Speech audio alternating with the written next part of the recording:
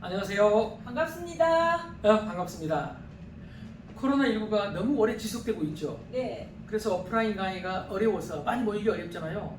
이렇게 오늘 또 1대1로 또 오프라인 강의를 한번 시도해 봤는데 이렇게 1대1로 강의를 하면 사실은 강의하는 저보다 아마 듣는 분이 더 힘드실 것 같은데 그런가요? 네. 깜짝 놀랐습니다. 이렇게 용감하세요? 사실은요, 여자분들이 나이가 들어가면 용감해진다고 하죠. 네. 여자가 들어가면 일반적으로 남성 호르몬 테스토스테론이 많이 나온답니다. 반대로 남자들은 나이가 들어가면 여성 호르몬인 에스트로겐이 많이 나와서 점점 더 약해지고요. 그래서 처음에 그렇게 호기로웠던 남자들이 점점 약해져서 나중에는 집에 들어갈 때 가슴이 두근두근 하거든요. 무서워서. 그래서 경처가라고 하는데 저도 경처가인데 왜 그렇게 보세요? 자, 지금 세상이 엄청나게 빠른 속도로 변화하고 있는 것 같습니다. 맥킨지라는 컨설팅 회사 아시죠? 네. 이 맥킨지라는 컨설팅 회사가 만든 맥킨지 세계 연구소, 맥킨지 글로벌 인스티튜트라는 곳이 있습니다. 영어 발음 되나요? 네. 예, 이 맥킨지 세계 연구소에서는 AI로 인한 지금의 경제 변화는 산업혁명에 비해서 무려 10배라고 주장을 합니다. 그러면서 이런 변화로부터 오는 충격은 최소 300배에서 3000배까지 된다. 이런 엄청난 변화의 시대, 이렇게 엄청나게 빠른 변화의 시대, 세상이 이렇게 변하고 있는데 조직이든 개인이든 우리도 변화해야 된다고 생각을 하는데 그렇게 생각하십니까? 네. 자, 그렇다면요, 세상이 변한다. 세상이 변한다. 그럼 나도 어떻게 해요? 변해야죠. 예, 변화해야 되죠. 그래서 저는 이런 시대를 변화의 시대 이렇게 표현해보고 싶습니다. 엄청난 변화의 시대, 엄청난 변화의 시대. 이 변화의 시대에 변화할 수 있는 힘, 즉 적응력, 변화 적응력을 그냥 변화력이다, 변화력이다 이렇게 표현 한번 해보고자 합니다. 그렇다면 변화력은 어떤 사람한테 크고 어떤 사람한테 낮을까요? 생각해 보도록 하겠습니다. 우선요, 제가 일반적인 얘기입니다. 다 그렇다는 얘기는 아니고요.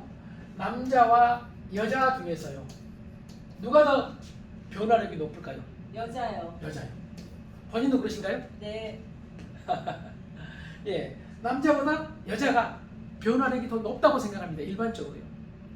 일반적인 얘기입니다. 특수한 데가 있을 수 있는데 일반적으로 남자는 왼쪽 뇌가 발전되어 있다고 하는데 상대적인 얘기입니다. 이 왼쪽 뇌는 정보를 받아들여서 정보를 저장하는 정보 저장 기능을 하고요. 여성분들은 일반적으로 남자에 비해서 상대적으로 오른쪽 뇌가 우뇌가 발전되어 있다고 하는데 이 우뇌는 새로운 정보를 받아들이고 내보내는 기능, 정보 수신 기능을 한다고 합니다. 그러니까 정보를 저장하는 기능을 한 그런 부분이 발전된 남자분들은요, 저장된 정보를 고집하기 때문에 변화가 어렵죠. 그런데 정보를 수신하는 기능이 발전된 여성들은 상대적으로 변화에 훨씬 잘 적응한다는 얘기죠. 자, 그러면 나이를 가지고 한번 살펴보겠습니다. 나이가 많으신 분, 자, 나이가 더 적으신 분, 누가 더 변화에 적응을 잘할까요? 적은 분이요. 예, 적은. 그러니까 나이가 어릴수록 변화력이 높다 이렇게 볼 수 있다는 얘기죠. 중국 속담에요, 오랜 속담에 오랜 구자를 써가지고 즉 이게 어려울 난자입니다. 한번 잘 쓰죠. 네. 이렇게 자꾸 인정받고 싶었는데 큰일 났습니다. 즉 난변, 오래되면 변화가 어렵다. 그러니까 나이 적은 사람보다 나이 많은 사람이 더 오래됐기 때문에 변화가 어렵다 이런 얘기죠. 네. 또 어떤 측면에서 보면 오늘보다 내일이 변화가 더 어렵다는 얘기죠. 네. 오래되면 변화가 어려우니까요. 자, 그렇다면요, 앞에 서 있는 저는 남자입니다. 맞습니까? 네. 고맙습니다. 화끈하게 대답을 안 해주시는데 제가 남자답지 않다는 얘기 같아요. 아닙니다. 남자 맞습니다. 어떤 분은 내가 남자냐고 물어봐도 대답 안 하는 사람이 있어요. 그러면 말이 길어지는 거죠. 자, 저는 남자인데 그냥 남자가 아니라 나이가 들어가는 남자, 나이가 많아지는 남자라는 얘기예요. 그러니까 나이 들어가는 남자인 저는요, 변화력이 낮을 수밖에 없고 변화에 적응하기가 어려울 수밖에 없다. 물론 다 그런 건 아니지만은 일반적으로 그렇다는 얘기죠. 그래서 나이 들어가는 남자, 변화가 어렵다. 또 나이 들어가는 여자도 젊은 사람들보다는 변화가 더 어렵다. 그래서 저는 오늘 이렇게 나이가 들어갈수록 어떻게 변화력을 키울 수 있느냐, 어떻게 변화를 잘해서 새로운 세상에 멋지게 적응할 수 있느냐, 이런 차원에서 5가지 기술을 제안 드려보고자 합니다. 변화를 위한 5가지 기술, 나이 들어갈수록요. 그래서 정말 멋지게 한번 인생을 재설계할 수 있는 그런 기술 5가지를 제안해 보겠습니다. 먼저 제가 첫 번째 기술로 열기를 제안해 봅니다. 이 기자는 제주 기자입니다. 기술입니다. 여는 것도 기술이라는 얘기죠. 열기. 열면요, 마음을 활짝 열고 몸을 활짝 연다. 몸을 연다는 것은 벌써 이렇게 표정을 여는 거죠. 이러면 소통이 되거든요. 그래서 열기는 어떤 의미에서는 소통의 기술이다. 저는 이렇게 정리하고, 이렇게 소통을 하면은 생존할 수 있다. 그리고 생존을 넘어서 성장까지도 가능하다. 이렇게 제안해 봅니다. 그러니까 나이가 아무리 들어도 잘 열면 얼마든지 성장할 수 있다. 이 말씀을 드리고 싶습니다. 자, 여는 건 지금 말씀드린 대로 표정을 열고 마음을 연다고 했잖아요. 들어보셨겠지만 21세기는 표정과 낙하산은 펴지지 않으면 생존할 수 없다고 했거든요. 그럼 저는 생존 가능할 것 같아요? 가능하십니다. 고맙습니다. 지금 이렇게 잘 펴고 있지만 저도 표정을 펴지 못해가지고 얻어 터진 게 아마 아시겠지만 많습니다. 자, 이렇게 표정을 열고 마음을 열고, 그리고 또 하나 열기는요, 낮추기도 필요하다. 문턱을 낮추자는 얘기죠. 문턱을 낮춰야 사람이 들어오고 정보가 들어오고 세상이 내 편이 되거든요. 이 낮추기를 다른 말로 표현하면 저는 겸손이라고 생각합니다. 그리고 또 맞추기도 필요하다. 맞추기. 여기서 맞추기는 세상의 모든 것을 나한테 맞추려고 하는 게 아니고, 너를 나한테 맞추려고 하는 게 아니고요, 나를 너에게 맞추는 것. 나를 너에게 맞추면 얼마든지 우리는 나이가 들어도 성장할 수 있다. 이렇게 말씀을 드려봅니다. 첫 번째 기술이었습니다. 두 번째 기술입니다. 보기입니다. 보기. 보는 기술이요. 보는 기술이 왜 중요한지 한번 살펴보겠습니다. 우리 뇌는요, 세상의 모든 것을 볼 수가 없습니다. 수없이 많이 들어오는 정보를 1초당 이 뇌로 들어오는 정보가 1000만 비트거든요. 눈을 통해서 들어오고 귀를 통해서 들어오는 게 100만 비트거든요. 모두 보고 모두 들을 수가 없거든요. 그래서 우리는 선별해서 듣는데 일반적으로 자기 편향 때문에 잘 못 듣고 있다는 얘기죠.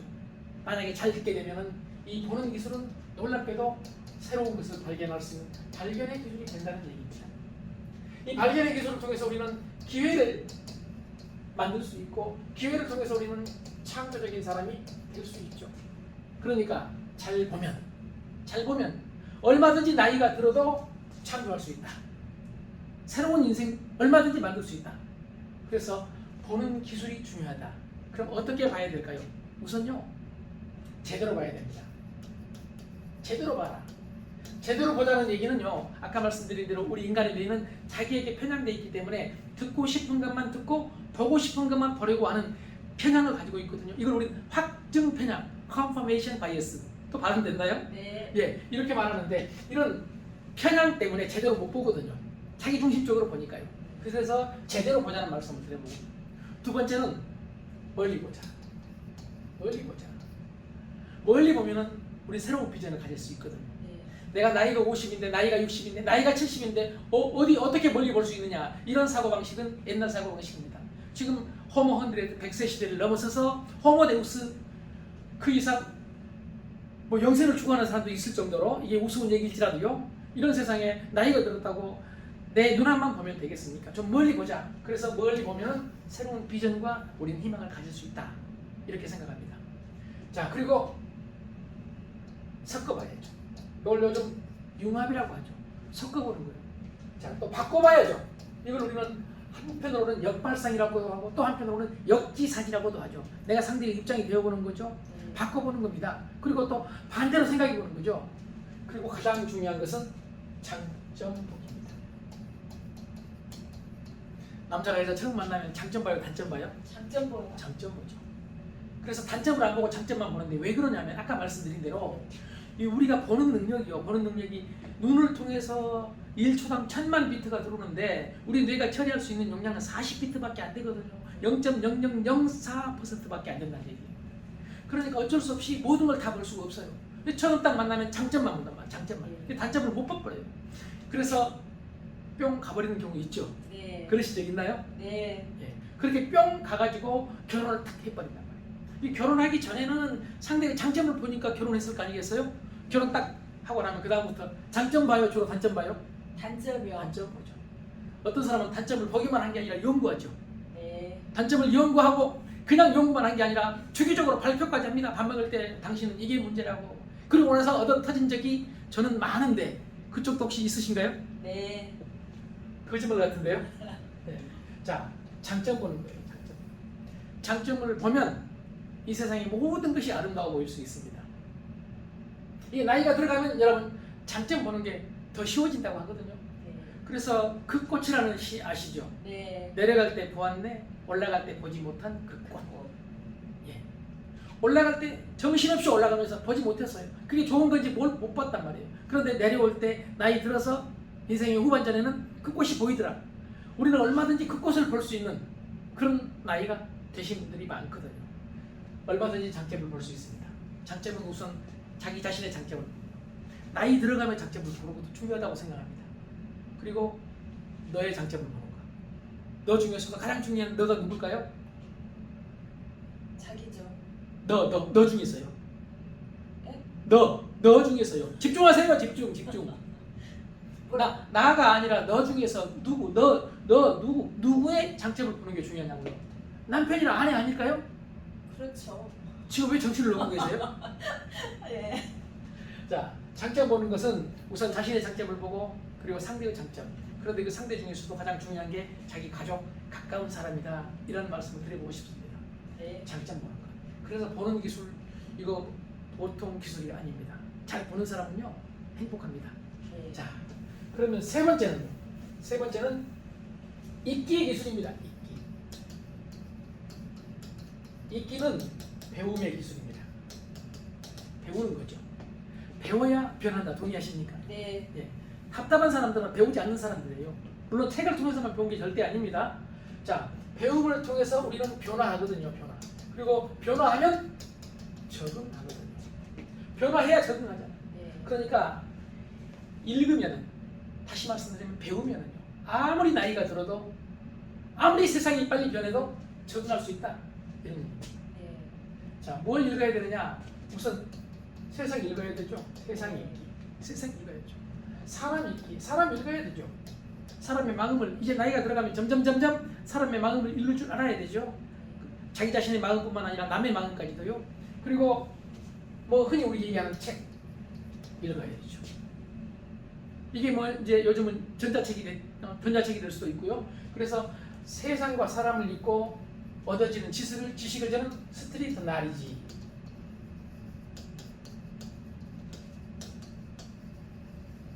이렇게 부르고요. 책을 통해서 얻어지는 것을 푹 나리지.